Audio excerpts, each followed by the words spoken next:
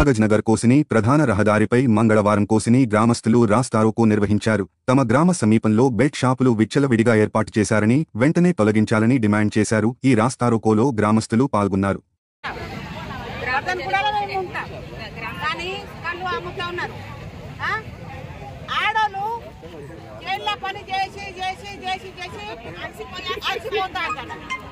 తర్వాత ఏమన్నా అయితే మందు తాగుతున్నారు, చెట్లుగా చేన్ల మందు తాగుతున్నారు. ఏమైతే ఉన్నది తర్వాత ఆడోళ్ళు ఏం చేసిండ్రు అనుకొని ఆడ మీద దాస్తా ఉన్నది. మళ్ళీ కొడుకులు ఎట్లా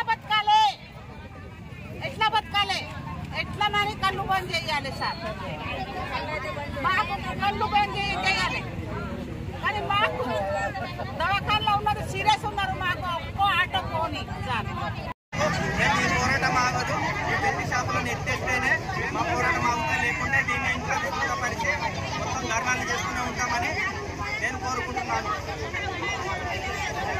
రావాలి రావాలి రావాలి రావాలి రావాలి రావాలి రావాలి రావాలి రావాలి రావాలి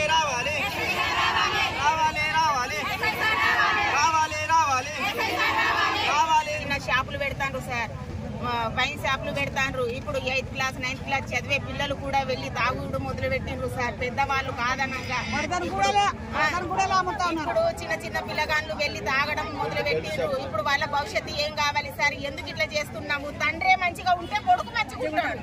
తండ్రే తాగుడుకు బానిసుడు అయినప్పుడు పిల్లగాడు ఎట్లుంటాడు సార్? అందుకనే ఇప్పుడు చిన్న చిన్న వైన్ షాపులు ఉన్నారు కదా, అవన్నీ బంద్ చేయాలి అని మాది ఒకటే కోరిక సార్. దయచేసి మీకు దయచేసి మీరు సార్ మా మీద కొంచెం జాలి చూపించండి సార్. మా ఆడవాళ్ళని కొంచెం కాపాడండి సార్, ప్లీజ్ సార్. మీకు నమస్కారం చెప్తున్నాను.